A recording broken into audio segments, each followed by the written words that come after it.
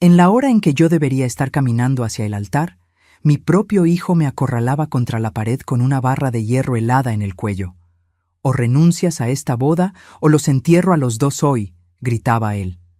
El vestido azul que llevaba casi se convierte en mi mortaja. Buenas tardes, mis queridos. Qué bendición poder conversar con ustedes hoy. Me llamo Idalina Florentina de las Gracias. Tengo 72 años bien vividos y vivo aquí en este pueblito tranquilo de Venturosa, en el interior de Pernambuco. Nací aquí mismo, en este rinconcito del agreste pernambucano, y después de muchas vueltas por la vida, acabé volviendo para echar raíces definitivamente donde todo comenzó. Hoy, mi mayor placer es pasar las tardes en la terraza de mi casita, observando a las personas que pasan, intentando adivinar sus historias. Me preparé un rincón especial allí con una mecedora que era de mi madre, y es desde allí que veo el mundo pasar. La vista da al centro del pueblo, donde puedo seguir el movimiento de la plaza y saludar a los conocidos que pasan. Siempre tengo un cafecito recién hecho y galletas de nata caseras para quien aparezca. ¿Saben? Siempre tuve este don de entender a las personas solo con mirarlas. Es como si pudiera leer lo que no está dicho, ¿saben? A veces alguien pasa sonriendo, pero yo consigo ver la tristeza escondida en sus ojos. Otras veces veo a una pareja discutiendo en la plaza y ya sé que harán las paces antes de llegar a casa. Creo que fue después de todo lo que pasé en la vida que desarrollé esta sensibilidad. Al anochecer me gusta ver mis películas antiguas. Tengo una colección de DVDs que mis nietos viven diciendo que es cosa del pasado, pero para mí cada película de esas guarda un pedacito de la vida. Me gustan especialmente los romances y dramas que muestran cómo las relaciones humanas son complicadas. Tal vez porque mi propia vida daría para una película, ¿no es cierto? Mi casa es mi mayor orgullo. Pequeña pero impecable, con cada cosita en su lugar. Las paredes están pintadas de azul claro, color que calma el alma, y tengo macetas con plantas por todas partes. Dirán que es manía de vieja, pero me gusta ver las cosas vivas a mi alrededor. Cada rinconcito tiene un toque especial. Las cortinas que yo misma cosí, los retratos de familia en portarretratos antiguos, la colección de santos en la estantería. Mantener todo en orden me da una sensación de que al menos aquí puedo controlar las cosas. Y ustedes, mis queridos y mis queridas, que me están viendo ahora, cuéntenme aquí en los comentarios desde qué pueblito me están viendo y a qué horita del día encontraron a esta abuelita hablando. ¿Están tomando un cafecito por la mañana, un tecito después de la comida, o ya están en pijama preparándose para dormir? Yo me imagino a ustedes del otro lado como si fueran visitas en mi terraza, y eso me calienta el corazón. Cuéntenme. Quiero conocer a cada uno que se toma un tiempito para escuchar a esta vieja. Hoy quería compartir con ustedes una historia que llevo muchos años guardando. Una historia sobre elecciones, sobre confiar en las personas equivocadas y sobre cómo a veces la salvación viene de las manos de quien menos esperamos. No es fácil hablar de esto, incluso después de tanto tiempo, pero tal vez mi experiencia pueda ayudar a alguien que esté pasando por algo parecido. Todo comenzó cuando me quedé viuda, todavía con un hijo pequeño para criar. Y años después, cuando ya tenía mis cabellos grises, pensé haber encontrado una segunda oportunidad para el amor. Nací aquí en Venturosa, un día de mercado, como decía mi madre, Severina Josefina de las Gracias. Una mujer fuerte de esas que se despertaban antes que el sol y se dormían después de todos en la casa. Papá se llamaba Oriusbaldo Feitosa de las Gracias, un hombre de pocas palabras, pero muchos gestos de cariño. Él trabajaba en la milpa, tenía un pedacito de tierra donde plantaba frijol, maíz y yuca. A veces, cuando la lluvia era buena, conseguíamos hasta vender un poco en el mercado del pueblo. Nuestra casa era simple, de adobe y techo de barro, al final de la calle de las Flores. Tenía solo 2 cuartos pequeños, uno para mis padres y otro donde dormíamos nosotros, los 5 hijos. Yo era la del medio con 2 hermanas mayores, Marinete y Josefa, y 2 hermanos menores, Claudio Honor y Arlindo. Ah, cómo los extraño. Hoy solo quedamos yo y Arlindo, que vive en Garanhuns, y viene a visitarme en las fiestas de fin de año. El suelo era de tierra, que mamá barría todos los días con una escoba de paja que ella misma hacía. En la cocina, una estufa de leña que permanecía encendida todo el día y un filtro de barro que mantenía el agua fresquita incluso en los días más calurosos del desierto. El baño era una casita de madera en el patio, pobre de mamá que tenía que cargar agua del pozo para todo. Mi infancia fue simple, pero rica en afecto y enseñanzas. Nos despertábamos tempranito con el canto del gallo.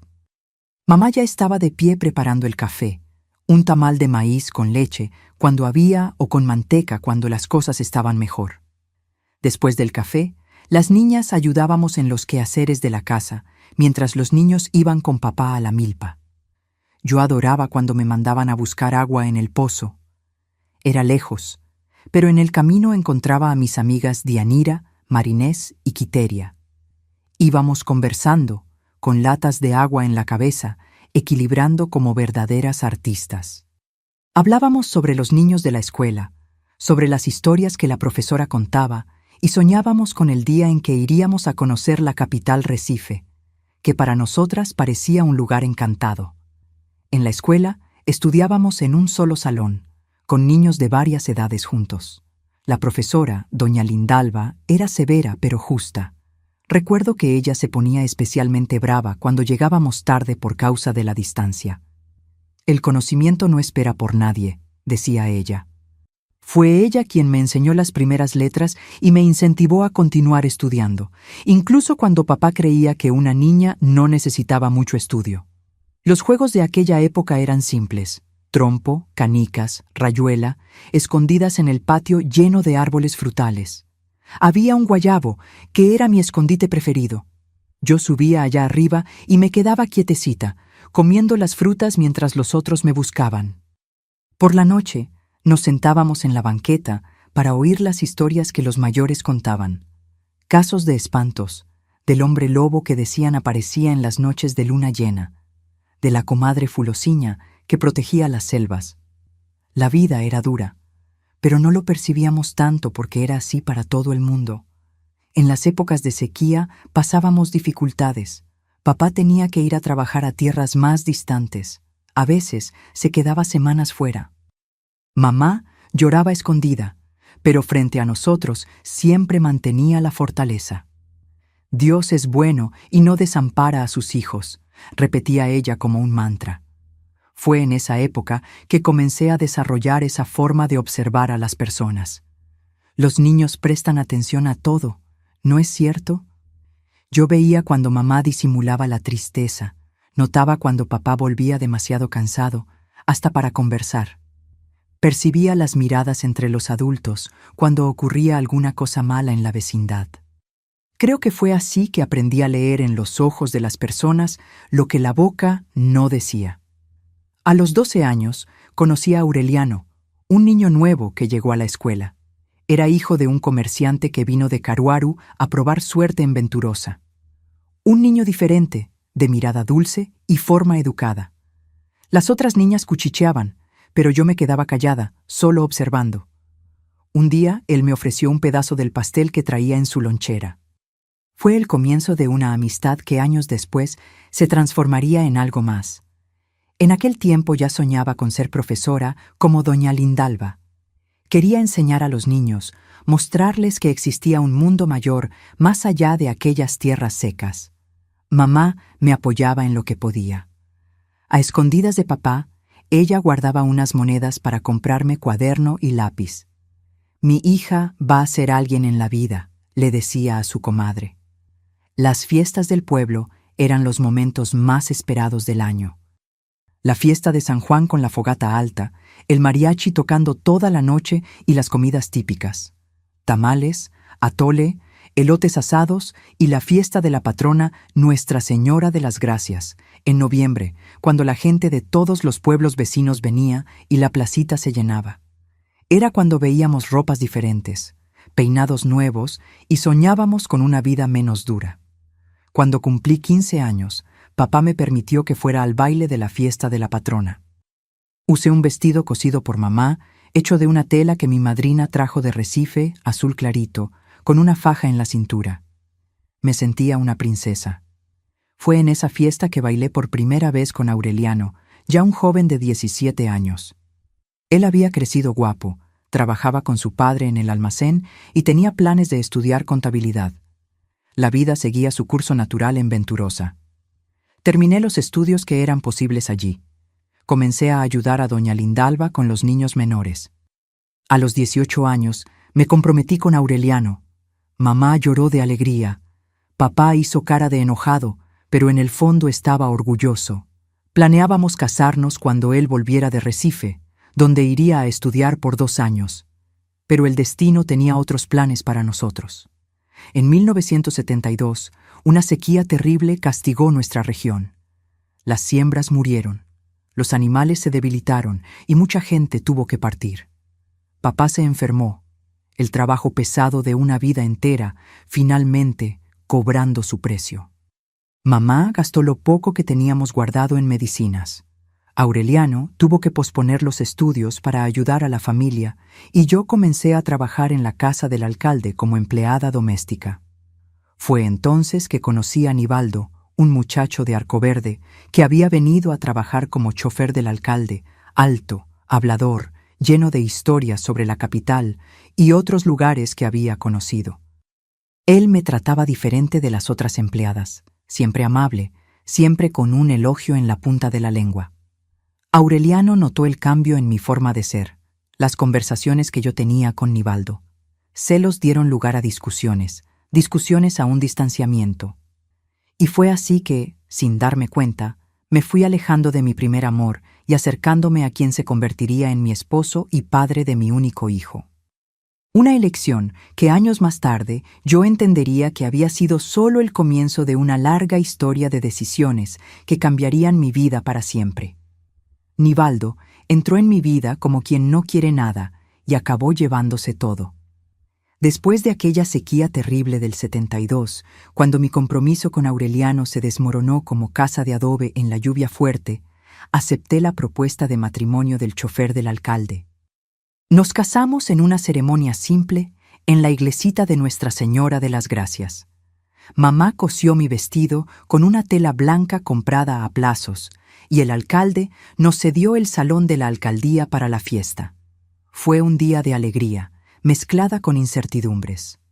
Poco después de la boda, Nivaldo recibió una propuesta de trabajo en Olinda, ciudad histórica cerca de Recife. «Vamos a tener una vida mejor allá, Idalina», me dijo con aquella manera convincente que siempre tuvo. «Aquí en este pueblito no hay futuro para nosotros». Con el corazón apretado, me despedí de mis padres, de mis hermanos, de mi Venturosa. Prometí volver siempre que pudiera. No imaginaba que llevaría décadas cumplir esa promesa. La vida en Olinda era completamente diferente. Vivíamos en un cuartito alquilado en una vecindad llena de familias.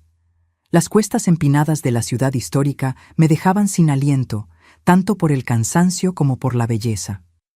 Los fines de semana, Nivaldo me llevaba a ver el mar en Recife. Yo, niña del interior que nunca había visto tanta agua junta, me emocionaba en cada visita. Era como si el mar lavara las nostalgias de casa. En los primeros meses, todo parecía un sueño.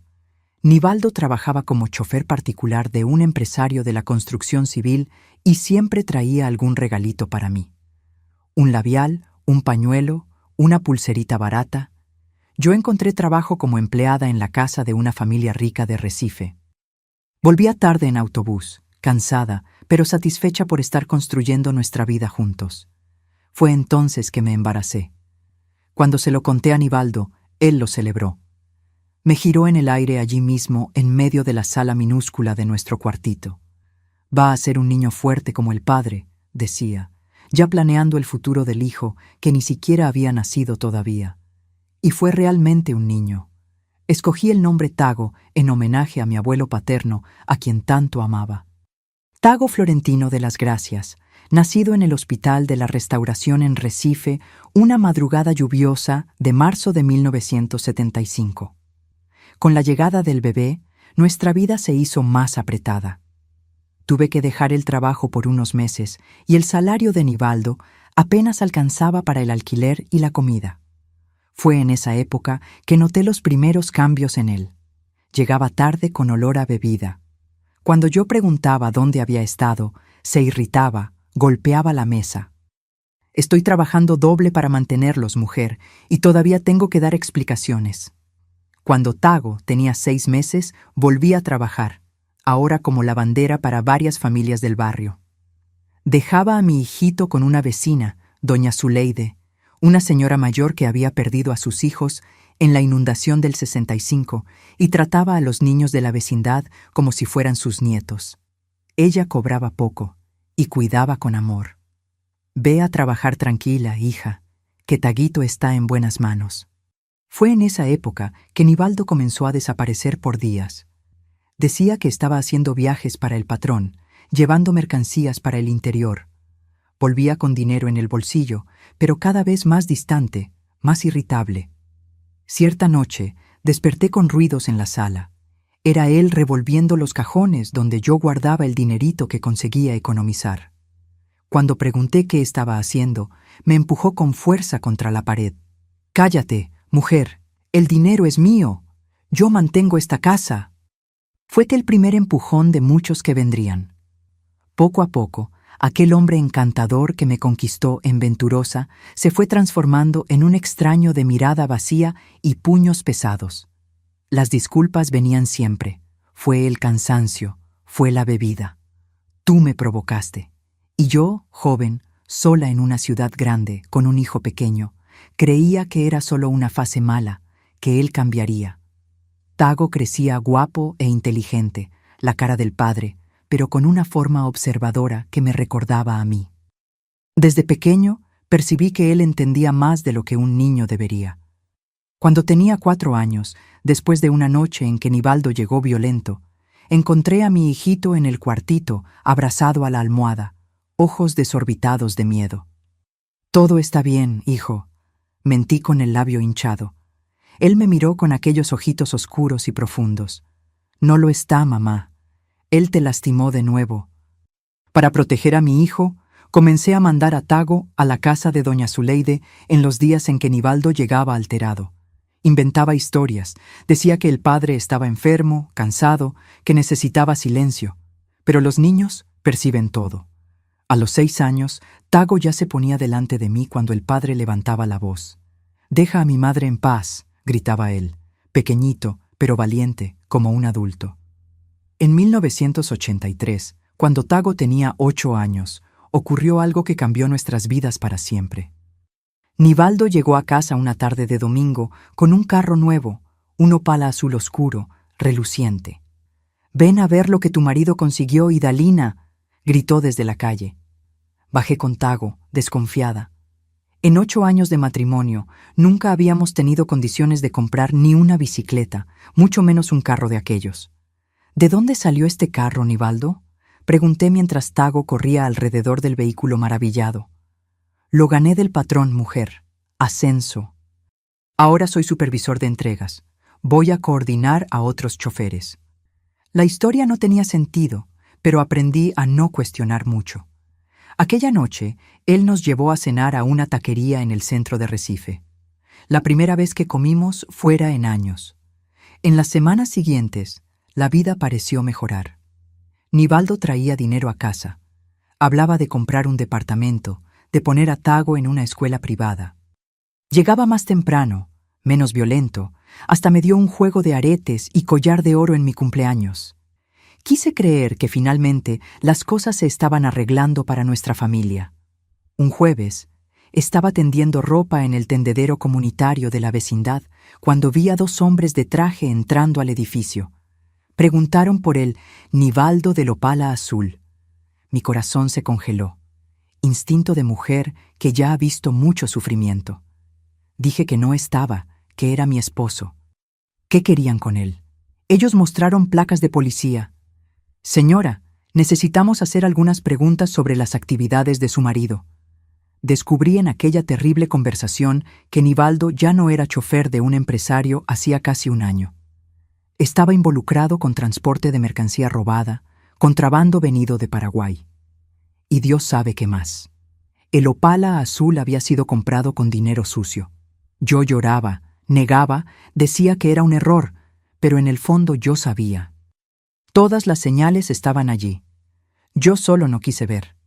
Aquella noche, Nivaldo no volvió a casa. Al día siguiente, supe por las noticias en la radio. Hubo una persecución policial en la BR 232. Un carro volcó, el conductor murió en el acto. Era él. Murió como vivió en los últimos años, huyendo, escondiéndose, corriendo riesgos que acabaron costando su vida.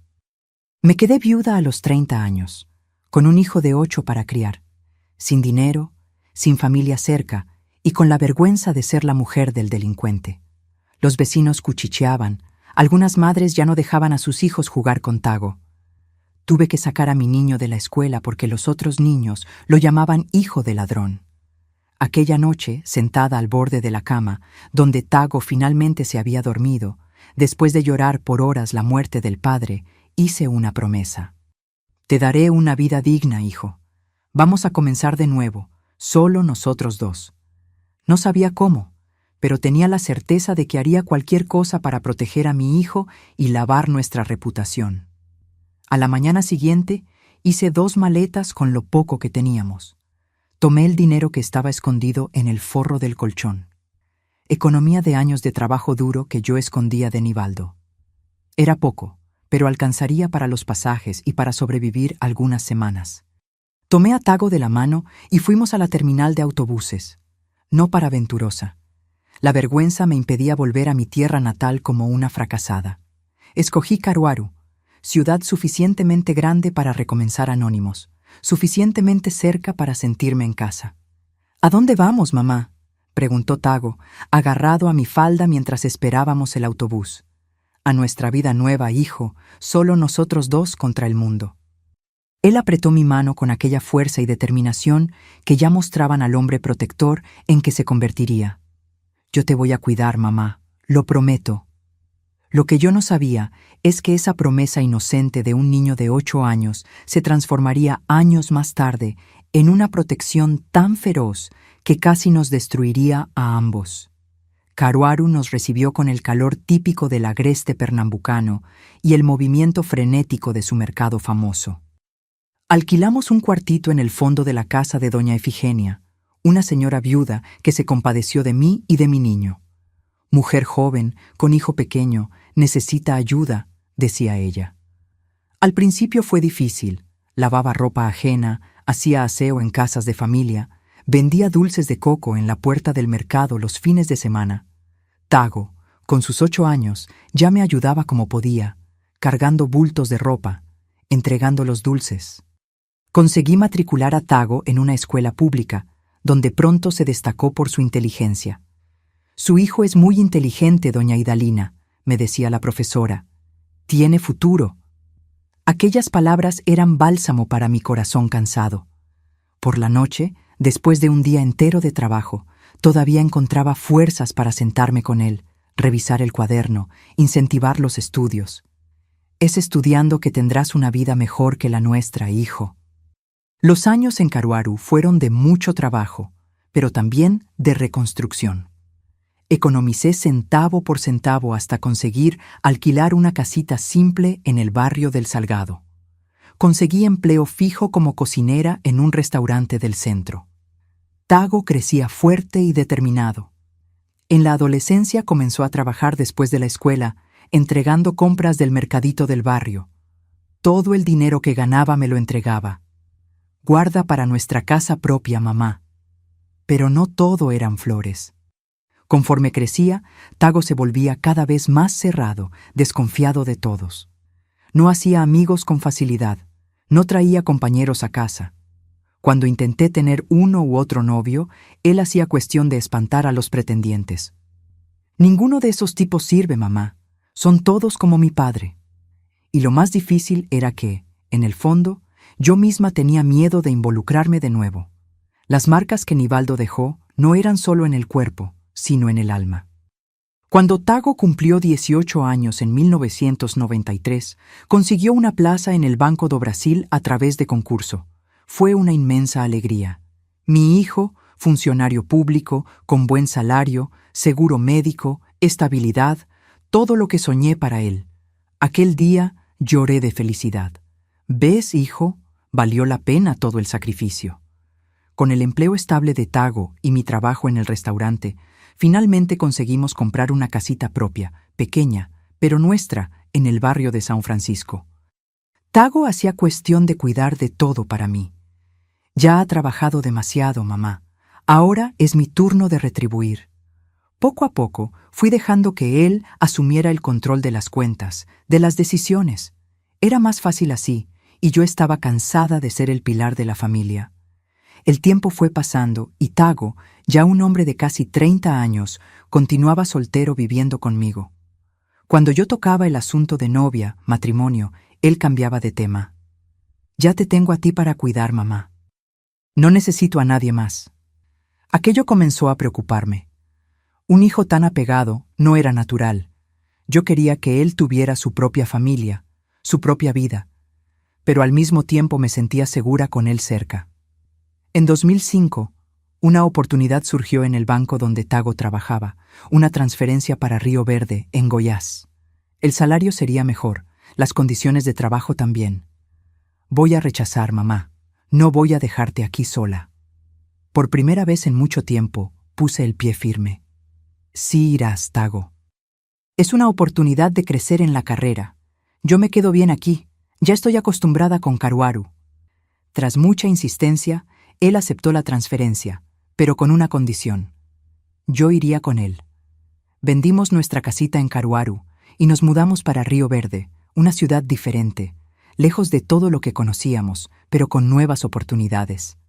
Tago rápidamente se adaptó al trabajo. Yo no tanto al pueblo. Sentía la falta de Pernambuco, del acento, de la comida, de las personas. Fue en Río Verde en 2010, cuando yo ya tenía 58 años y Tago 35, que conocí a Arthur Mendoza. Él era cliente del banco donde Tago trabajaba, un empresario del ramo de granos, viudo, cerca de 10 años mayor que yo. Comenzó con un buenos días en la fila del supermercado, después un café el domingo tras la misa y pronto nos estábamos encontrando regularmente. Arthur era diferente de todos los hombres que conocí. Amable sin parecer falso, atento sin ser asfixiante. Me trataba como una reina, me llevaba a conocer lugares que nunca imaginé visitar. Por primera vez en décadas me sentí nuevamente una mujer, no solo una madre. Florecí como las plantas del cerrado después de la lluvia. Cuando le conté a Tago sobre Arthur, vi su rostro cambiar. Fue como si una nube oscura pasara por sus ojos. ¿Quién es ese viejo? ¿Qué quiere con usted? Con cada pregunta, su voz se alteraba más. Intenté calmarlo, explicar que era solo una amistad, pero en el fondo yo sabía que ya era más que eso, y Tago también lo sabía. Las semanas siguientes fueron tensas. Tago investigó la vida de Arthur por su cuenta, buscó información en el banco, cuestionó a conocidos. Tiene algo que esconder, mamá. Nadie es tan perfecto así. Cuando yo salía con Arthur, Tago llamaba varias veces, inventaba emergencias para hacerme volver a casa. 6 meses después de conocer a Arthur, él me pidió matrimonio. Fue en una cena simple en su casa, sin grandes gestos, solo palabras sinceras. Idalina, la vida me dio una segunda oportunidad contigo. No quiero perder más tiempo. ¿Quieres ser mi esposa? Mi corazón casi se me sale por la boca. A los 59 años, yo no esperaba casarme nuevamente, tener una oportunidad más de amar y ser amada. Cuando llegué a casa aquella noche, encontré a Tago esperándome en la sala, el rostro tenso. ¿Qué quería ese viejo con usted hasta esta hora? Respiré profundo y le conté sobre la propuesta de matrimonio. La reacción de él fue peor de lo que imaginaba. Derribó la mesita de centro con un golpe, gritó, me llamó ingrata. Después de todo lo que hice por usted, ¿va a cambiarme por un desconocido? Él solo quiere una empleada gratis. En los días siguientes, la situación solo empeoró. Tago faltó al trabajo, comenzó a beber, algo que nunca había hecho antes. Seguía a Arthur por la ciudad, le llamaba por teléfono, haciendo amenazas veladas. Llegué a pensar en terminar todo para proteger a Arthur y calmar a mi hijo. Pero una parte de mí, Aquella que fue sofocada por décadas de sacrificio gritaba por libertad. Arthur se mantuvo firme, a pesar de las amenazas. Entiendo la preocupación de su hijo y Dalina, pero no voy a desistir de nosotros. Él sugirió que conversáramos los tres para aclarar las cosas. Marcamos una cena en casa un viernes. Preparé la comida favorita de Tago. Arreglé la mesa con esmero. Oré para que todo saliera bien. Arthur llegó puntualmente a las 7 de la noche con un vino y flores para mí. Tago se retrasó a propósito, llegando casi una hora después, claramente alterado, oliendo a alcohol. La cena fue un desastre. Tago apenas tocó la comida, respondió con monosílabos a los intentos de conversación de Arthur, y cuando el asunto de la boda surgió, explotó. ¿Ustedes piensan que soy idiota? ¿Creen que no sé lo que está ocurriendo aquí? Ese viejo solo quiere lo que es nuestro. Arthur mantuvo la calma, incluso cuando Tago lo acusó de ser un aprovechado, de tener segundas intenciones conmigo. Su hijo está asustado, Idalina. Es natural. Tiene miedo de perderla. Su tranquilidad solo dejó a Tago más furioso. Antes de que la situación empeorara, Arthur se despidió, dejándome a solas con mi hijo. Aquella noche tuvimos la peor discusión de nuestras vidas. O él o yo, mamá, escoja ahora. Por primera vez no cedí a las exigencias de Tago. Hijo, siempre tendrás mi amor, pero no puedes decidir mi vida. Me voy a casar con Arthur. Él salió dando un portazo y no volvió a casa aquella noche. En la semana siguiente, Tago pidió transferencia de vuelta para Pernambuco, esta vez para Recife. Si usted quiere quedarse con ese viejo, quédese, pero yo no voy a ver eso. El departamento que compartíamos estaba a mi nombre, comprado con el dinero de la venta de nuestra casa en Caruaru. Él dejó claro que no quería nada, solo alejarse. Fue como un puñal en mi pecho, pero mantuve mi decisión. Arthur y yo marcamos la boda para 3 meses después, tiempo suficiente para organizar una ceremonia simple, solo para amigos cercanos. Envié una invitación para Tago en Recife, sin respuesta. Llamé varias veces. Él no atendió. El dolor de no tener a mi único hijo en mi boda era casi insoportable. Una semana antes de la ceremonia, recibí una llamada de Tago. Voy para su boda, mamá. No puedo dejar que pase por esto sola. Su voz estaba extraña, pero lo atribuí a la emoción. Me puse tan feliz que lloré por teléfono. Gracias, hijo.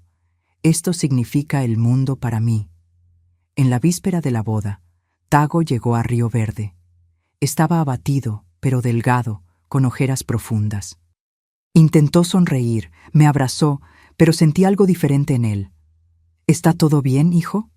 Él asintió. Solo cansado del viaje, mamá. Mañana estaré mejor para usted.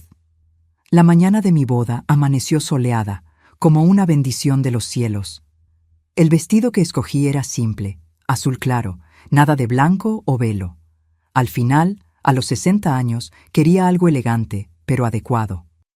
Arthur pasaría a recogerme a las 10 de la mañana para ir juntos a la ceremonia civil, seguida de una comida en su restaurante favorito. Estaba en mi cuarto, terminando de arreglarme cuando Tago golpeó la puerta. Él se había bañado, afeitado, parecía más calmado. «Está hermosa, mamá». Sonreí emocionada. «Gracias, hijo. Significa mucho tenerte aquí hoy». Fue entonces que todo cambió. Tago cerró la puerta del cuarto y cuando se volvió hacia mí, tenía una mirada que no conocía, algo salvaje, desesperado. En la mano, cargaba una barra de hierro que había arrancado de la cortina del baño. «No va a haber ninguna boda, mamá. No voy a dejar que ese viejo te lleve de mí». Intenté calmarlo, decir que nadie me estaba llevando, que siempre sería su madre, pero Tago ya no escuchaba más. Todos estos años cuidándola, protegiéndola, y es así como me retribuye, casándose con un extraño. Él acercó la barra de hierro a la pared, cerca de mi rostro, acorralándome. «O desistes de esta boda ahora, o salgo de aquí y acabo con ustedes dos». Mi corazón se aceleró. El niño que juró protegerme ahora me amenazaba. El hijo que crié con tanto amor ahora me miraba con odio. En aquel momento, Entendí que había criado no a un protector, sino a un carcelero. Por años, permití que Tago controlara mi vida, mis decisiones, todo en nombre del amor maternal. Ahora era prisionera de ese amor distorsionado. No entiendes, mamá. Ese hombre no es quien dice ser. Tago gritaba, presionando la barra de hierro contra la pared, tan cerca que sentí el metal frío casi tocar mi cuello. El cargamento que está esperando en el puerto no es de soja. Aquella frase dicha en medio de la locura de Tago encendió algo en mi mente. ¿De qué estás hablando, hijo? Él continuó, las palabras saliendo descontroladas. Lo investigué, mamá. Documentos falsos, reuniones extrañas, contactos en el exterior. Ese tal Arthur no es empresario de granos nada. En aquel terrible momento, acorralada por mi propio hijo, una claridad se apoderó de mí. Era como si, por primera vez en décadas, pudiera ver más allá de las capas de amor maternal y ver la verdad. Tago no estaba solo celoso. Él realmente creía haber descubierto algo sobre Arthur. Con la poca calma que conseguí reunir, hablé bajito. Tago, baja esa barra. Vamos a hablar bien. Cuéntame lo que descubriste. Él dudó, el metal temblando en su mano. ¿Me vas a escuchar?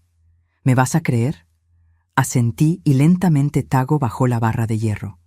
Sus ojos todavía tenían aquella intensidad aterradora, pero al menos ya no me estaba amenazando directamente.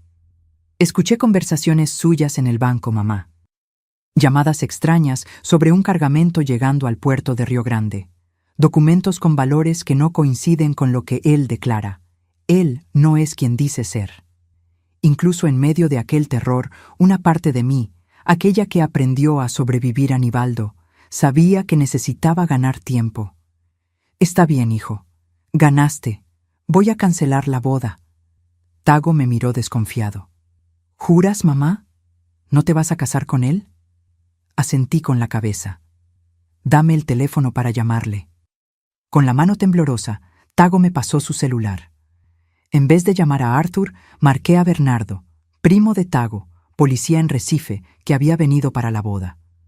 Cuando él atendió, hablé con voz controlada. Bernardo, avisa a tu jefe que la boda de Arthur en el puerto de Río Grande hoy fue cancelada. La novia no va a aparecer. Necesito que vengas aquí a casa urgente. Tago no se está sintiendo bien. Colgué el teléfono y encaré a mi hijo. Sus ojos oscilaban entre confusión y alivio. Listo, hijo, cancelé todo. Arthur ya no vendrá. Tago soltó completamente la barra de hierro y se desplomó en la cama, como si toda la energía hubiera abandonado su cuerpo. Comencé a llorar, no de miedo, sino de una mezcla de tristeza y determinación. Mi hijo necesitaba ayuda y Arthur necesitaba ser investigado. Bernardo llegó en 15 minutos, acompañado de otro policía. Encontraron a Tago acostado en estado casi catatónico, mientras yo, todavía con el vestido azul de novia, explicaba todo en susurros. Dijo algo sobre cargamentos en el puerto, sobre que Arthur no es quien dice ser. Puede ser delirio. Pero Bernardo intercambió miradas con el colega. Vamos a verificar eso, tía.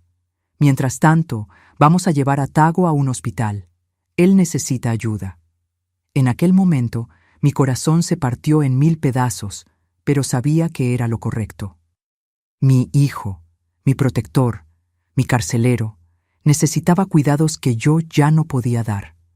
Cancelé oficialmente la boda, alegando una enfermedad súbita en la familia. Arthur pareció comprender. Dijo que podíamos remarcar cuando todo estuviera bien.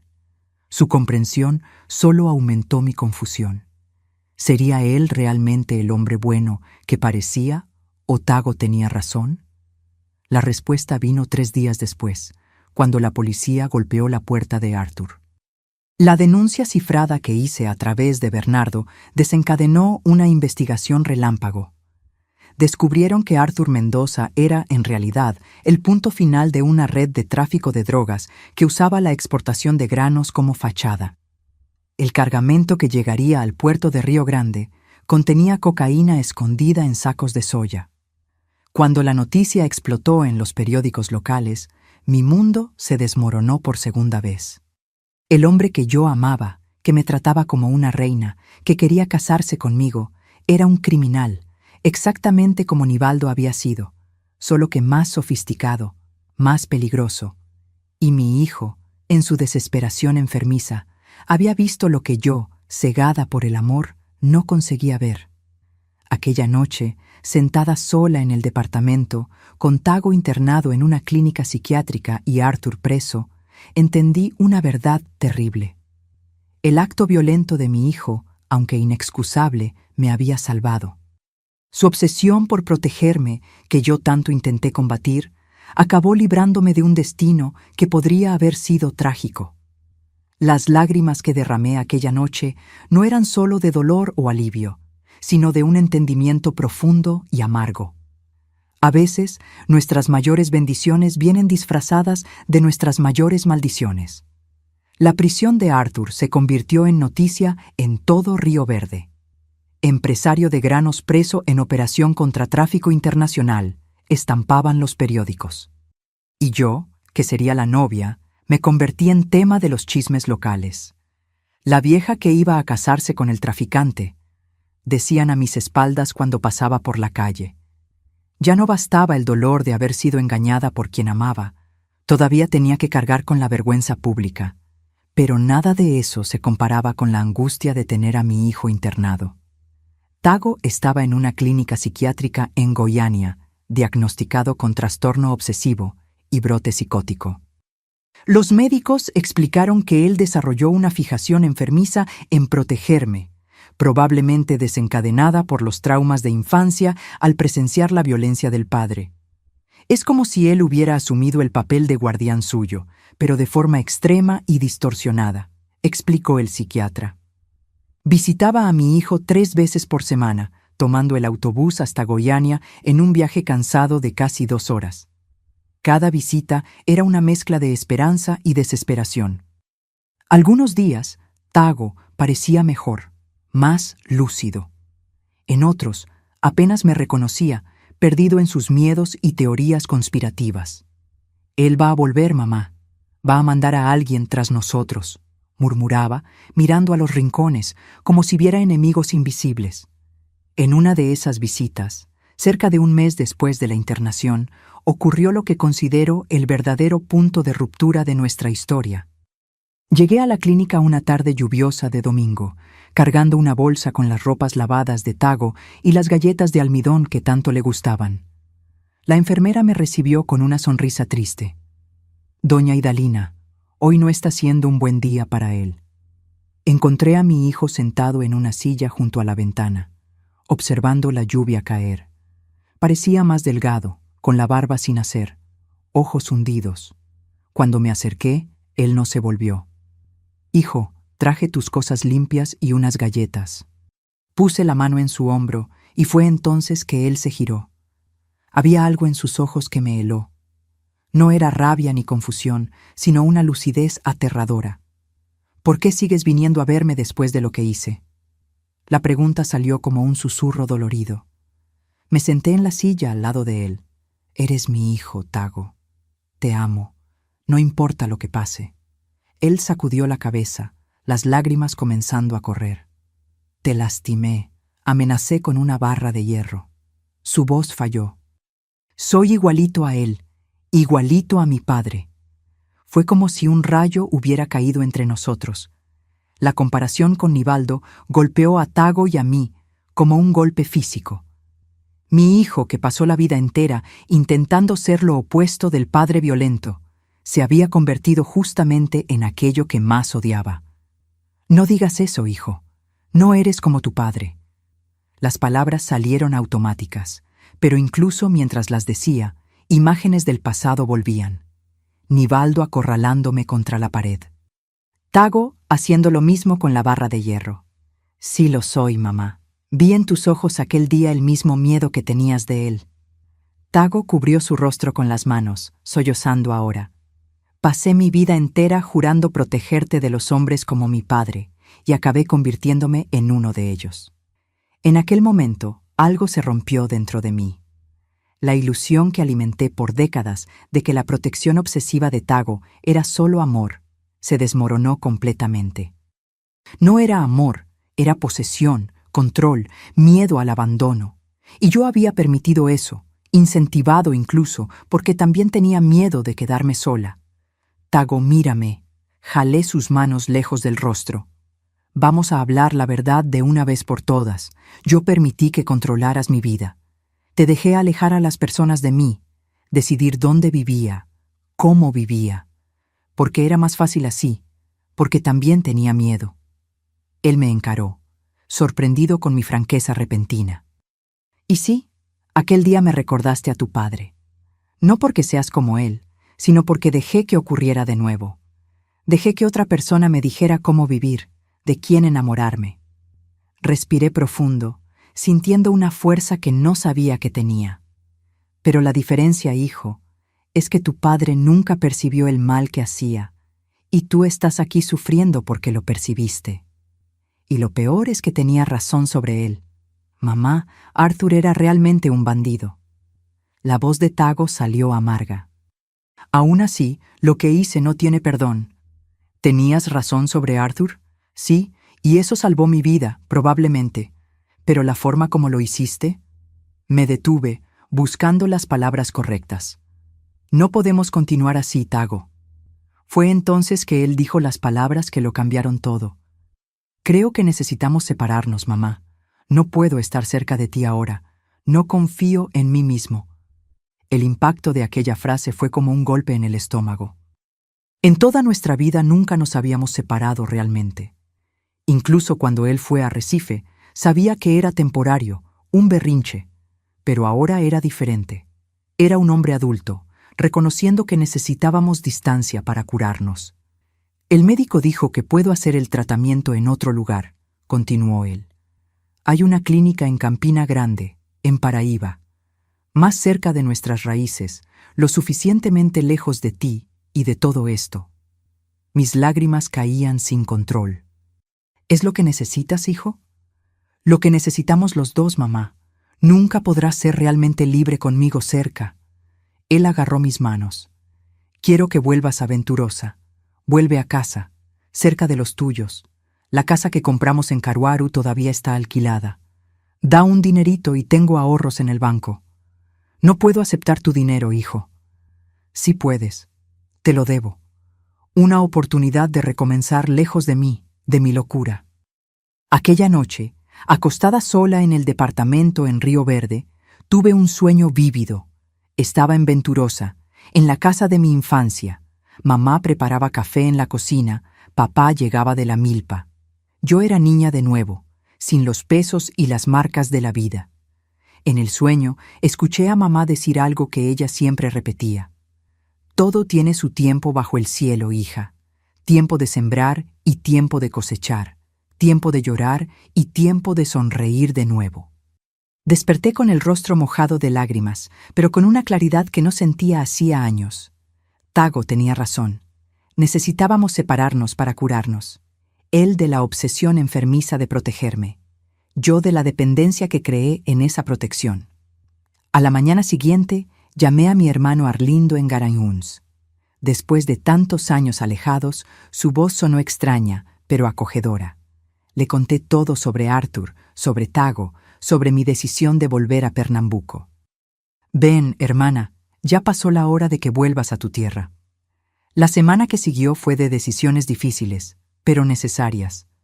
Conversé con el médico de Tago, que concordó con la transferencia para Campina Grande. Será bueno para él estar más cerca de sus raíces, pero con la distancia terapéutica de usted. Resolví cuestiones prácticas. Vendí algunos muebles, cerré el contrato de alquiler, organicé el papeleo para la transferencia del tratamiento de Tago. La última visita a la clínica fue la más dolorosa. Tago estaba más lúcido. Había comenzado a reaccionar bien a la medicación.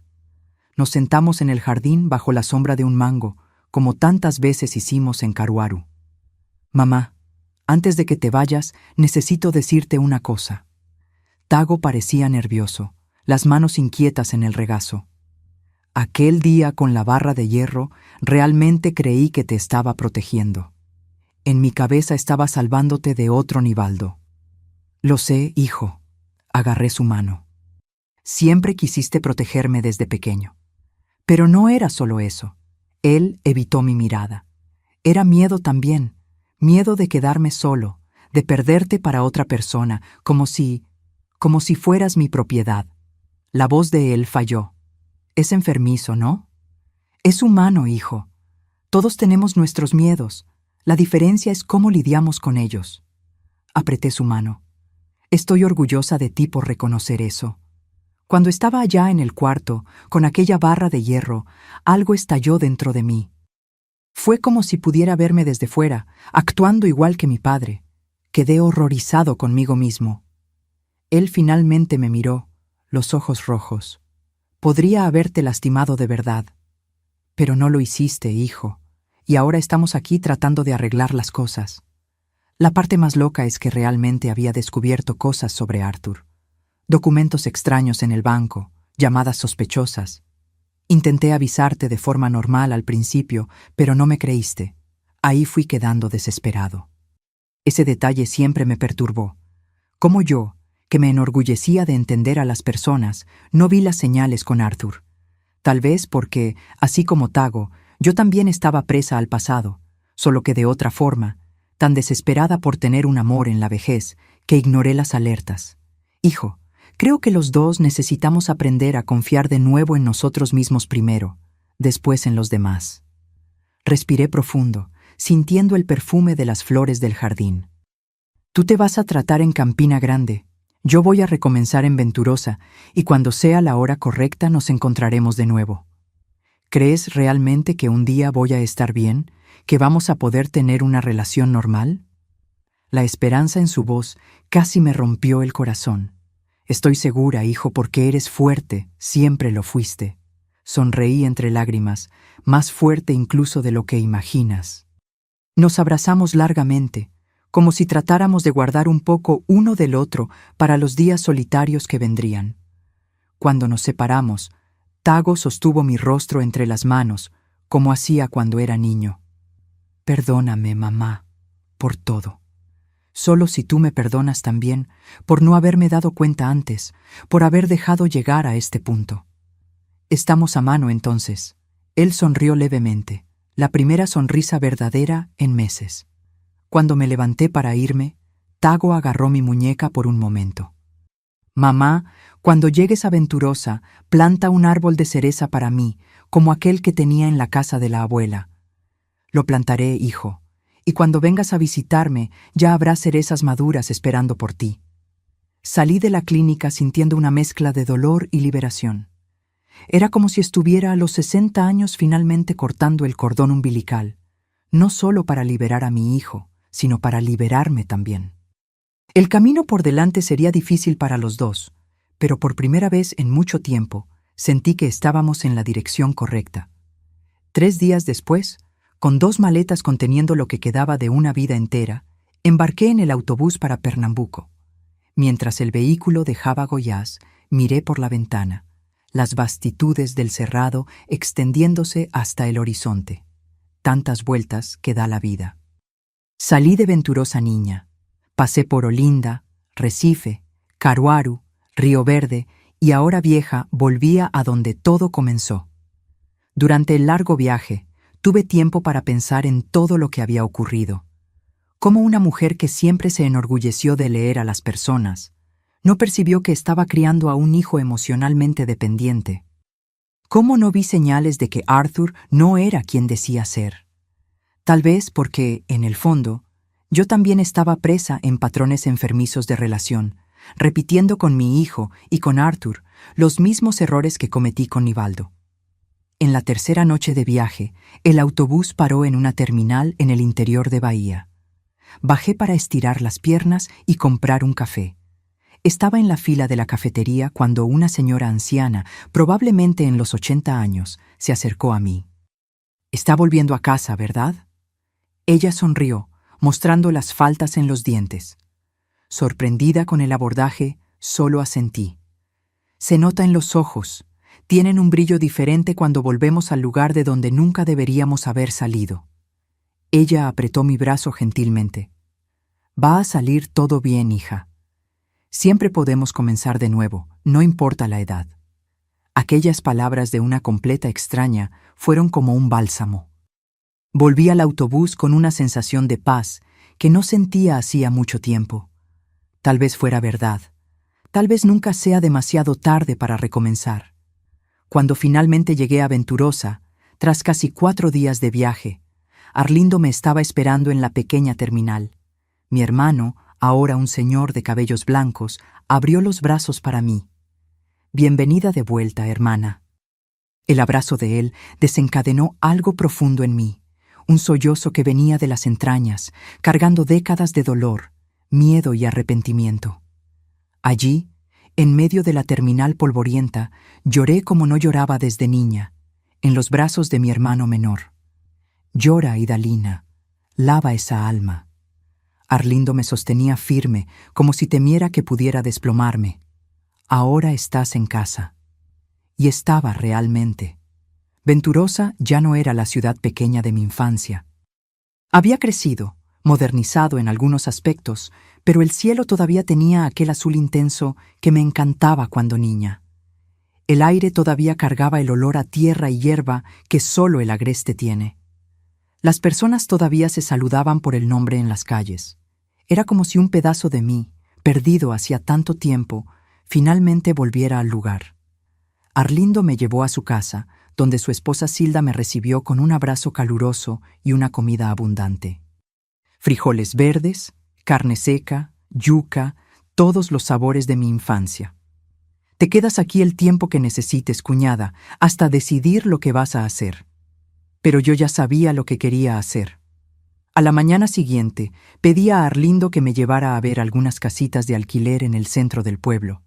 Encontramos una, pequeña, pero ventilada, cerca de la plaza central. El alquiler era barato, adecuado a mi pensión, sumada al rendimiento de la casa en Caruaru. ¿Segura que no quieres quedarte con nosotros, hermana?, insistió Arlindo. Sí, hermano, necesito mi rinconcito ahora. Necesito aprender a vivir sola por primera vez en la vida. En una semana ya estaba instalada en mi nueva casa. Los muebles eran pocos. Una cama, un ropero, una mesa con 4 sillas, un sofá simple. Pero cada pieza fue escogida por mí, colocada donde yo quería. Aquel espacio pequeño era el primero en la vida que era verdaderamente mío, no compartido con padre, marido o hijo. Y como prometí a Tago, lo primero que hice fue plantar un árbol de cerezo en el pequeño patio de atrás. Mientras cavaba la tierra, sentía como si estuviera plantando no solo un árbol, sino también la esperanza de un futuro en que mi hijo y yo pudiéramos tener una relación saludable, basada en amor verdadero, no en dependencia y control. Las primeras semanas en Venturosa fueron extrañas.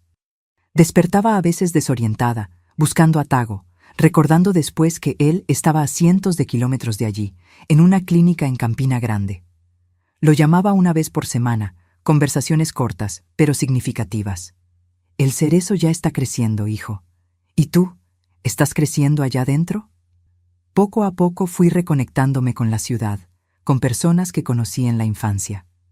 Algunas todavía se acordaban de mí, de la niña que salió de Venturosa décadas atrás. Encontré a Marinés, mi amiga de infancia, ahora una señora viuda como yo, con hijos esparcidos por Brasil.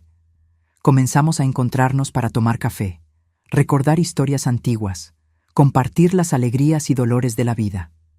Fue Marinés quien me llevó a la iglesia de Nuestra Señora de las Gracias, donde encontré un grupo de mujeres que se reunía semanalmente para hacer trabajos manuales y de caridad.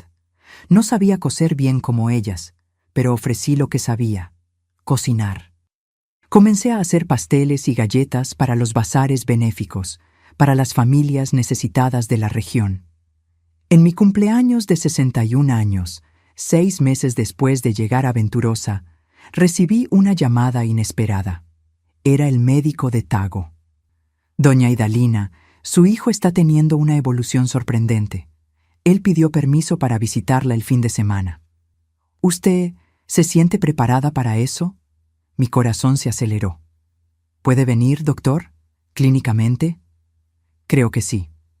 Está estable, medicado correctamente y ha demostrado insights significativos sobre sus comportamientos pasados. Pero la decisión final es suya.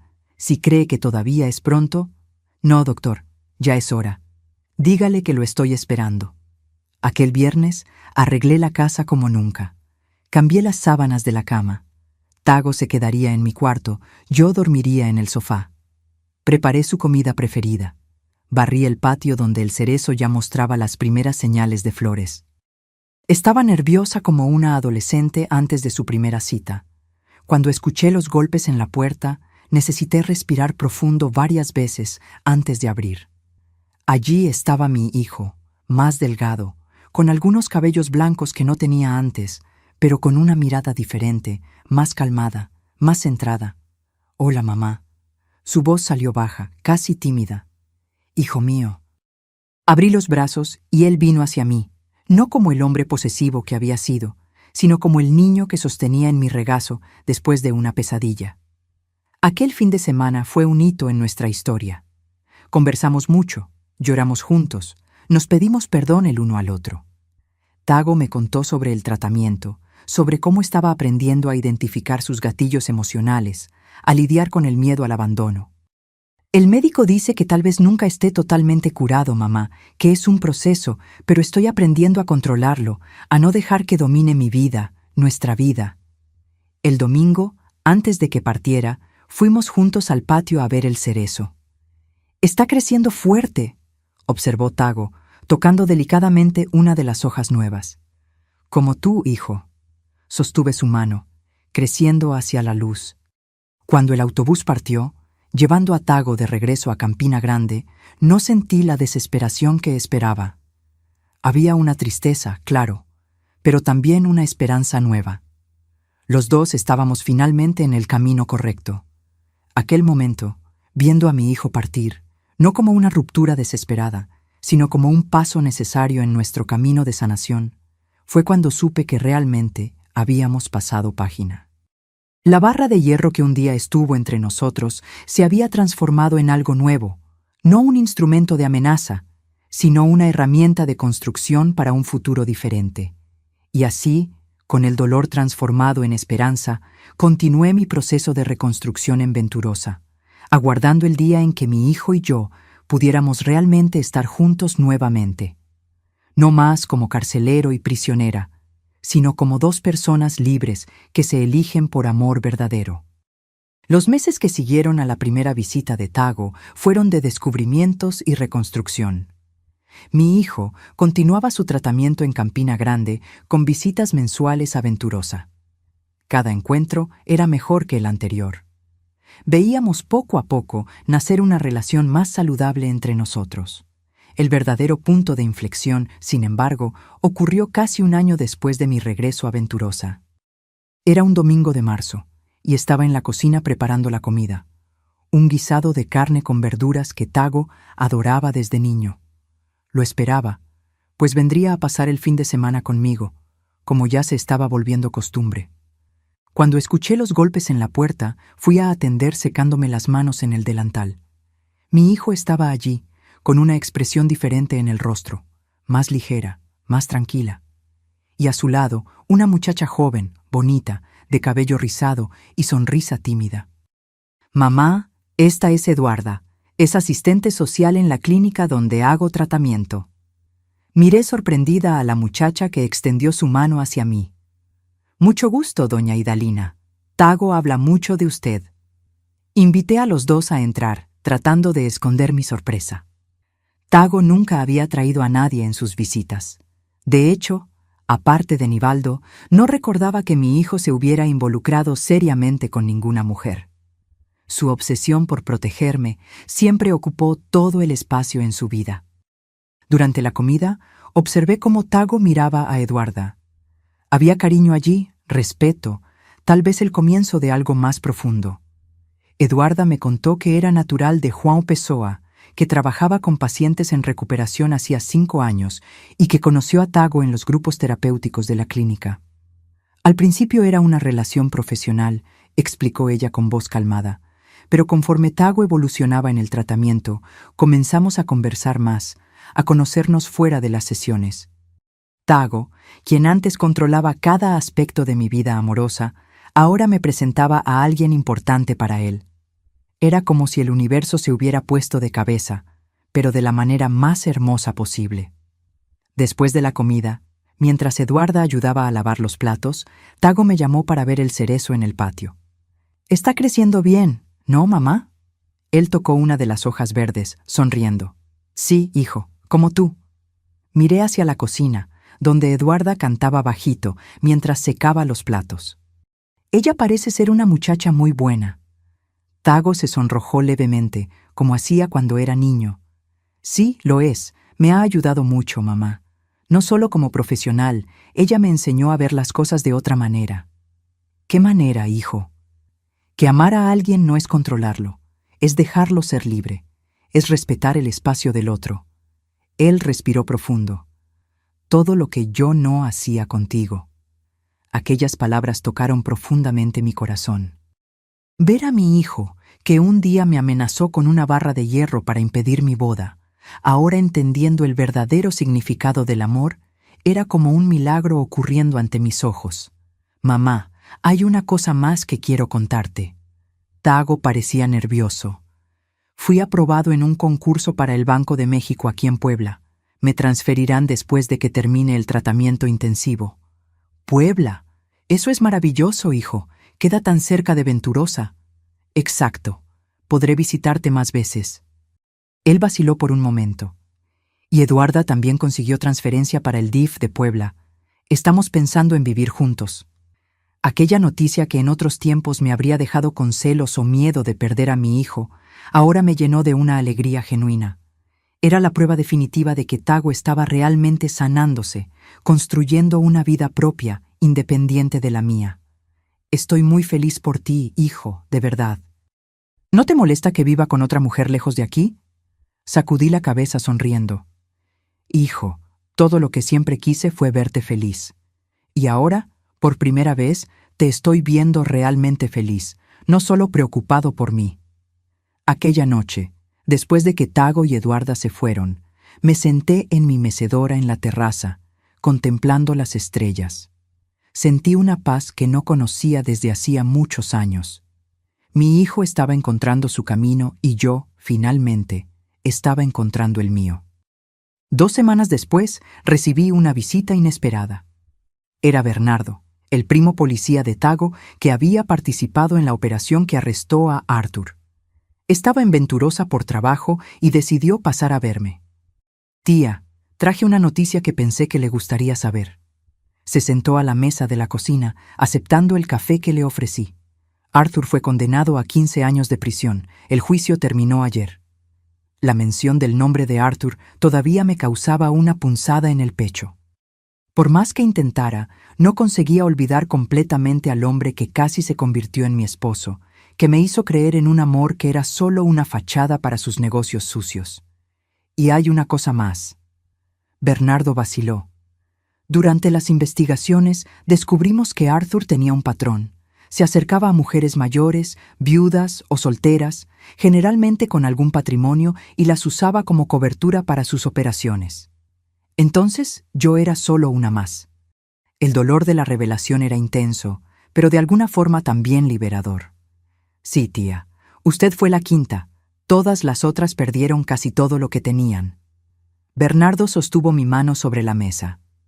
«Si no fuera por Tago, bueno, usted podría estar en la cárcel junto con Arthur, o peor». Aquella revelación fue el cierre de un ciclo para mí. El acto desesperado de Tago, que en la época vi como el auge de su obsesión enfermiza, acabó siendo lo que me salvó no solo de un matrimonio infeliz, sino posiblemente de la prisión o de la muerte. Era una ironía cruel que solo ahora conseguía comprender completamente. Gracias por contarme, Bernardo. Creo que necesitaba escuchar esto para seguir adelante definitivamente. Después de que él partió, me senté en el patio, cerca del cerezo que ya comenzaba a dar los primeros frutos. Tomé una cereza todavía verde, sintiendo su textura firme entre los dedos. Como aquella fruta, yo también estaba en proceso de maduración, transformándome lentamente. A la mañana siguiente, tomé una decisión.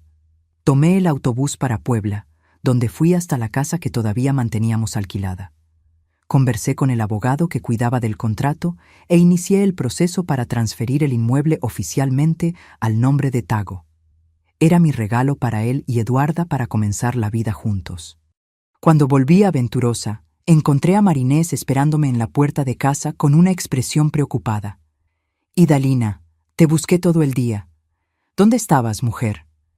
«En Puebla, resolviendo unos asuntos». «¿Por qué? ¿Pasó algo?» ¿Recuerdas el grupo de mujeres de la iglesia? Estamos organizando un proyecto nuevo, un centro de apoyo para mujeres víctimas de violencia aquí en el pueblo. La presidenta del grupo indicó tu nombre para coordinar. Me quedé sin palabras. Yo, que pasé años siendo víctima, ahora era invitada a ayudar a otras mujeres a escapar del mismo destino. ¿Pero por qué yo? No tengo experiencia en esto. Sí la tienes, Idalina. Viviste la experiencia en carne propia y, más importante, sobreviviste para contar la historia. Acepté la invitación más por intuición que por certeza de que podría hacerlo. El Centro de Apoyo Femenino de Venturosa comenzó pequeño, funcionando en un salón anexo a la iglesia. Éramos apenas 5 voluntarias al principio, ofreciendo escucha, orientación jurídica básica y acogida para mujeres en situación de vulnerabilidad. Fue en ese trabajo que encontré una nueva razón para vivir. Cada vez que una mujer llegaba con la mirada baja, cuerpo encogido, disculpándose por la propia existencia, exactamente como yo fui por tantos años, sentía que estaba haciendo algo verdaderamente importante. 3 meses después del inicio del proyecto, una joven llamada Clade nos buscó. Tenía 23 años, 2 hijos pequeños y marcas de golpes por el cuerpo. «Mi marido dijo que si salgo de casa, me mata», contó entre sollozos. «Pero ya no aguanto más, tengo miedo por mis hijos». Aquella situación me recordó tanto mi propia historia con Nivaldo, que sentí como si estuviera mirando a mi pasado. Sosteniendo las manos temblorosas de Clade, conté mi historia por primera vez públicamente. Los años de abuso, el miedo constante, la huida para recomenzar, la relación complicada con mi hijo. «Si yo conseguí salir de aquel infierno y reconstruir mi vida, tú también puedes», le dije. «Y no estarás sola, nosotras te vamos a ayudar». Conseguimos un refugio temporal para Clade y sus hijos en Puebla, orientación jurídica para la denuncia contra el marido y hasta una vacante de empleo en una fábrica de confecciones. Semanas después ella volvió al centro, ya con un brillo diferente en la mirada.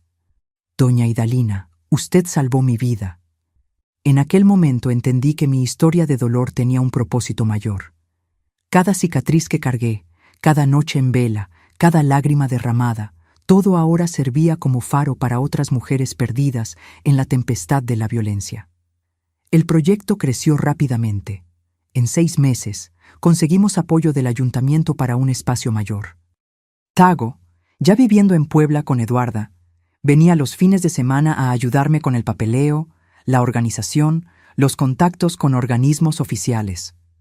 Ver a mi hijo usando su conocimiento bancario para ayudar a mujeres vulnerables era una alegría que nunca imaginé vivenciar.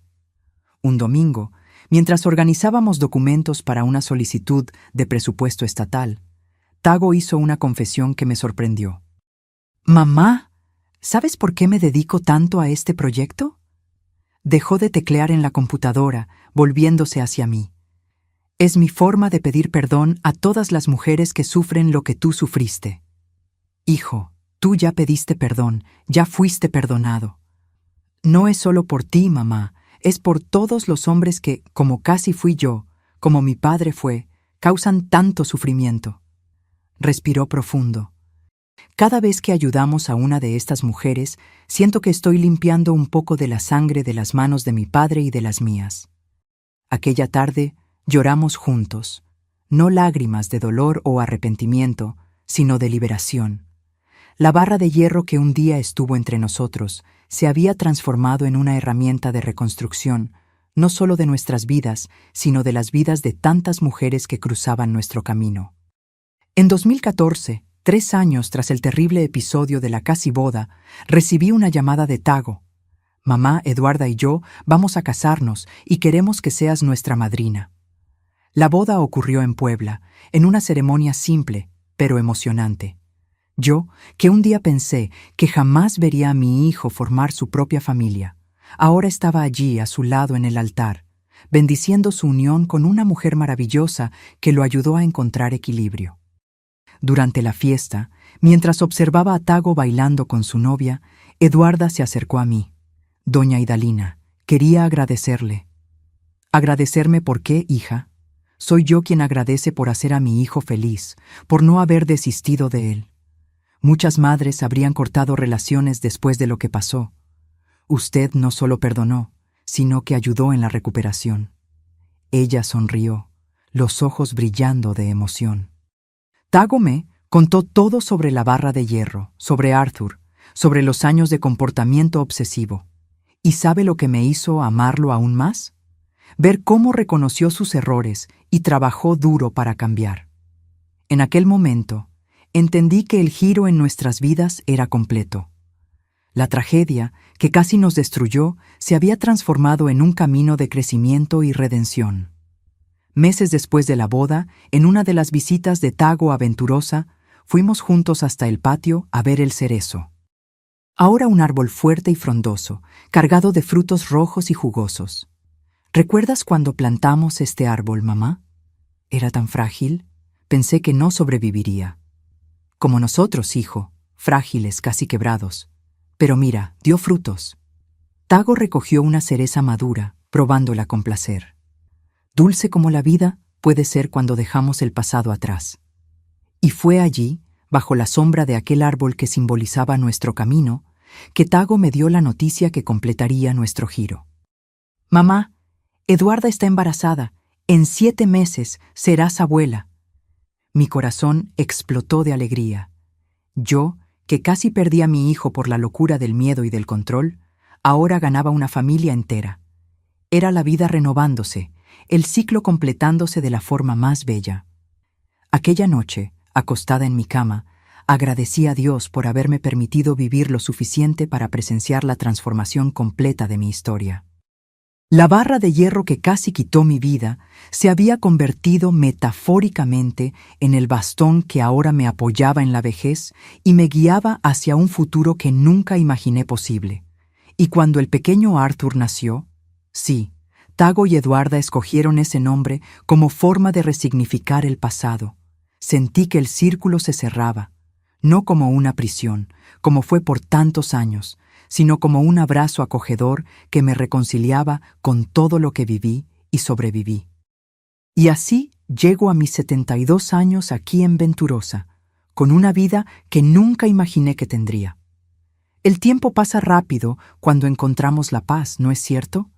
Ya pasaron casi 15 años desde aquel día terrible con la barra de hierro y parece que fue en otra vida con otras personas.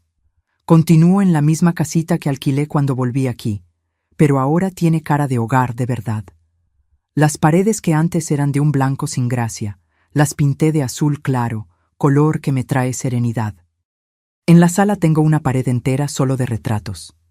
Tago en su boda, mi nieto Arthur en varias fases, desde bebé hasta ahora con sus 9 años, y la pequeñita Severina de 6 años, que tiene mi forma observadora y quieta. Mi rutina es simple y me trae mucha alegría.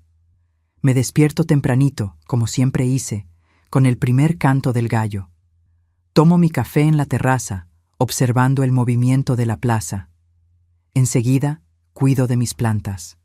Tengo un jardín pequeño, pero colorido, con rosas, girasoles y hierbas aromáticas que uso en la cocina. El cerezo, aquel mismo que planté cuando volví, ya es un árbol frondoso que da frutos 2 veces al año. 3 veces por semana, voy hasta el Centro de Apoyo a las Mujeres, que ahora funciona en un edificio propio cedido por el ayuntamiento. Ya no coordino el día a día. Dejé ese trabajo para Marinalba, una joven abogada llena de energía, pero continúo siendo lo que ellas llaman consejera senior. Es un nombre bonito para decir que soy la vieja que cuenta historias y da consejos basados en la experiencia de vida. Los martes y jueves recibo en casa grupos de 4 o 5 mujeres que están pasando por situaciones difíciles. Conversamos, tomamos café, a veces lloro junto con ellas. No tengo formación profesional para esto, claro, pero tengo las cicatrices del alma que me dan autoridad para hablar. Yo sé lo que estás sintiendo, hija, y puedo garantizar que existe vida después del sufrimiento. Los fines de semana, la casa se pone más alegre. Tago viene de Puebla con los niños. Arthur, mi nietecito mayor, está fascinado por las historias del campo que le cuento. Severina, la pequeñita, prefiere ayudarme en la cocina, aprendiendo las recetas antiguas que mi madre me enseñó. Hacemos pastel de maíz, atole, tamales, toda la comida que marca nuestra cultura. Tago está muy bien. A los 50 años ya es gerente de la sucursal del Banco de México en Puebla, respetado en la comunidad. Todavía hace terapia una vez al mes, más como mantenimiento que por necesidad. Como él mismo dice, es como una revisión al carro, mamá. Mejor prevenir que remediar. Eduarda continúa en el DIF, ahora como coordinadora, ayudando a familias en situación de vulnerabilidad. Los dos forman una sociedad bonita de ver, tanto en el matrimonio como en el trabajo social que hacen juntos. La relación de Tago con los niños es lo que más me emociona. Es un padre presente, amoroso, pero que respeta la individualidad de los hijos. Tan diferente del padre que él tuvo y tan diferente incluso de lo que él mismo podría haber sido si no hubiera enfrentado sus demonios. Cuando veo a mi hijo jugando con Arthur y Severina, sin aquella obsesión controladora que un día tuvo conmigo, sé que el ciclo de dolor fue roto. Mi nietecito Arthur, que lleva el nombre del hombre que casi destruye nuestras vidas, no tiene idea de la historia detrás de su nombre. Para él, es solo un nombre bonito, fuerte. Un día, cuando sea mayor, le contaremos cómo su nombre representa no a la persona que lo inspiró, sino a la redención que vino después de ella. Tengo mis pequeñas alegrías diarias. La primera taza de café de la mañana, la llamada de Tago todas las noches para saber cómo estoy. Las cartas que recibo de mujeres que pasaron por el centro de apoyo y ahora están reconstruyendo sus vidas en otras ciudades. Las conversaciones con mis amigas de la iglesia, mujeres de mi edad que también cargan sus historias de dolor y superación. No tengo lujos ni los necesito. Mi pensión, sumada a una pequeña ayuda que Tago hace cuestión de darme cada mes, es suficiente para vivir con dignidad. Consigo hasta guardar un poquito para emergencias y para comprar regalos especiales para los nietos en los cumpleaños y en Navidad. Mi hermano Arlindo todavía vive en Garanhuns, ya con la salud más frágil. Voy a visitarlo una vez al mes, pasando el fin de semana con él y Silda. Son momentos preciosos donde recordamos nuestra infancia, los padres, los hermanos que ya partieron. La vejez tiene esas cosas. Nos reconcilia con el pasado, incluso con las partes dolorosas. Hace 3 años, recibí una noticia inesperada. Arthur Mendoza, el hombre que casi se convirtió en mi esposo, había muerto en prisión. La información vino a través de Bernardo, que continúa en la policía y siempre mantiene contacto. Confieso que no sentí nada, ni alegría, ni tristeza, ni alivio. Era como si aquella historia perteneciera a otra persona, no a mí. Solo agradecí a Bernardo por la información y continué mi día normalmente. Aquel capítulo ya estaba cerrado hacía mucho tiempo. A veces, sentada en mi terraza en las tardes de domingo, observo la vida pasar y me pregunto cómo sería si hubiera tomado otros caminos, si hubiera permanecido en Puebla en vez de seguir a Tago a Río Verde. Si me hubiera casado con Arthur, ignorando las alertas de mi hijo, probablemente no estaría aquí para contar esta historia. Tal vez estaría en prisión, o peor. Es extraño pensar que el momento más terrible de mi vida, ser amenazada por mi propio hijo, acabó siendo lo que me salvó. Recientemente comencé un pequeño proyecto personal. Estoy escribiendo mis memorias en un cuaderno para dejar a mis nietos. No es un trabajo organizado como un libro. Son apenas historias, reflexiones, consejos.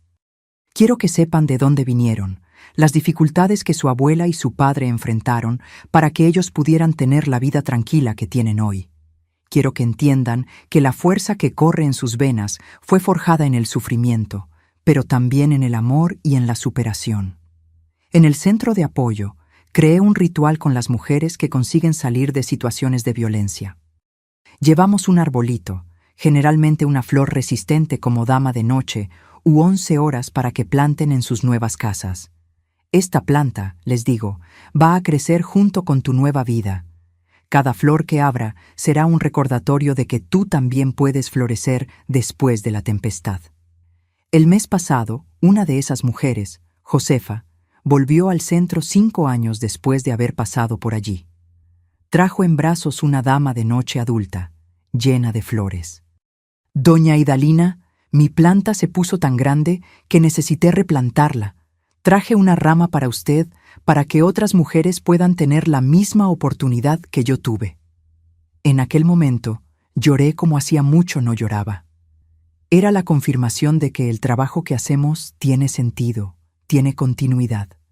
Mi salud, gracias a Dios, todavía es buena para una señora de 72 años. Tengo presión alta controlada con medicamentos, una artritis molesta en los días de lluvia, y la vista ya no es la misma. Uso lentes para leer y coser, pero todavía camino todos los días hasta la plaza. Todavía cocino mis propios alimentos. Todavía cuido de la casa sin necesitar ayuda. Tago siempre insiste en que debería tener a alguien para ayudarme, pero me gusta hacer las cosas a mi manera, a mi tiempo. Las noches son el momento más solitario, no lo voy a negar. Cuando todos los quehaceres están resueltos, cuando la casa está en silencio, a veces la memoria trae de vuelta los momentos difíciles. Recuerdo a Nivaldo, sus manos violentas. Recuerdo a Tago acorralándome con la barra de hierro. Recuerdo a Arthur, su sonrisa falsa que escondía tantas mentiras. Pero aprendí a no dejar que esos recuerdos me dominen. Son apenas fantasmas. Ya no pueden lastimarme. Tengo un ritual para esas horas difíciles. Voy hasta la cocina, hago un té de hierbabuena recogida de mi propio jardín, me siento en la mecedora y abro el álbum de fotografías. Veo las fotos de mis nietos, de la boda de Tago y Eduarda, de las mujeres que ayudamos en el centro. Y lentamente las sombras van disipándose, dando lugar a la gratitud por estar viva, por haber sobrevivido, por haber transformado tanto dolor en algo útil y bonito.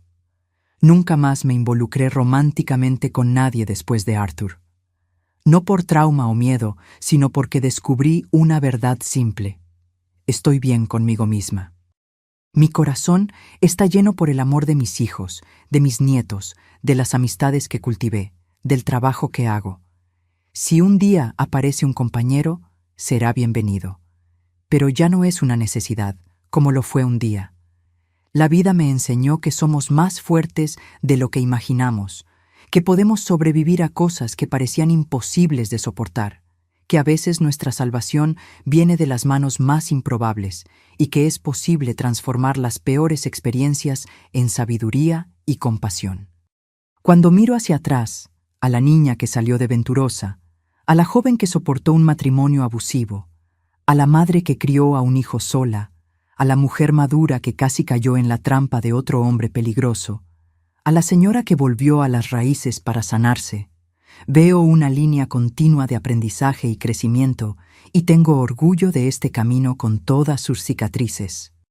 Hoy, sentada en mi terraza en Venturosa, observando el atardecer pintar el cielo de naranja y rosa, puedo finalmente decir que encontré la paz. No es una paz perfecta o constante. La vida real no funciona así. Es una paz que convive con el dolor de los recuerdos, con las preocupaciones cotidianas, con la conciencia de la propia mortalidad, pero es genuina, es mía y fue duramente conquistada. Y cuando mis nietos preguntan cómo conseguí llegar hasta aquí, respondo con una frase simple que se volvió mi lema de vida. No elegimos todas las tempestades que enfrentamos, pero podemos elegir cómo saldremos de ellas, ahogados o nadando hasta la playa. Yo elegí nadar, y aquí estoy en la playa de mi vejez. mirando hacia el horizonte con la certeza de que, a pesar de todo, valió la pena. Mis queridos, llegué hasta aquí después de mucha lucha. La historia que conté no es solo mía, es de tantas mujeres que viven presas en relaciones que hieren el alma. Aprendí que la edad no define nuestra fuerza. A los 60 años, cuando muchos piensan que la vida está terminando, descubrí que la mía apenas comenzaba. Mis arrugas son mapas de supervivencia. Cada una cuenta una historia de dolor superado. La vida me enseñó que incluso en la oscuridad más profunda, nuestra luz interior nunca se apaga. Incluso en mis días más oscuros, cuando Nivaldo me agredía, cuando mi propio hijo me acorraló con aquella barra de hierro, había una chispa de esperanza que se negaba a morir. Descubrí que somos más fuertes de lo que imaginamos, especialmente cuando pensamos que ya no aguantamos más. El ser humano es como el desierto, parece morir en la sequía, pero basta una llovizna para renacer. Mi historia no es sobre lo que me hicieron, sino sobre cómo elegí responder. Tago y yo podríamos habernos convertido en personas amargas, perpetuando el ciclo de violencia. En vez de eso, elegimos la sanación, el perdón, la transformación. El abuso deja cicatrices invisibles, pero podemos florecer incluso después de la tempestad, como mi cerezo que planté al volver aventurosa, que comenzó frágil y hoy da sombra y frutos. Si estás pasando por una situación de abuso, busca ayuda. El primer paso es el más difícil, pero es también el más importante. Recuerda, no estás sola. Tu historia todavía tiene muchos capítulos por ser escritos y tú eres la autora principal de ella. Les pido de corazón que se suscriban al canal y activen la campanita. Cada historia compartida aquí puede ser la luz que alguien necesita para encontrar el camino de salida. Y si esta historia tocó tu corazón, deja en los comentarios la palabra recomienzo. Es una palabra poderosa que lleva todo lo que aprendí en estos 72 años.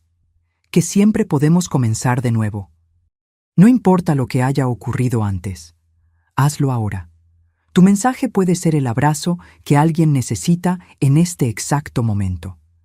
Desde mi terraza en Venturosa, contemplando mi cerezo que creció junto con mi liberación, envío a cada uno mi abrazo de abuela. Que encuentren fuerza en los días difíciles y paz en el corazón, incluso en las tempestades de la vida.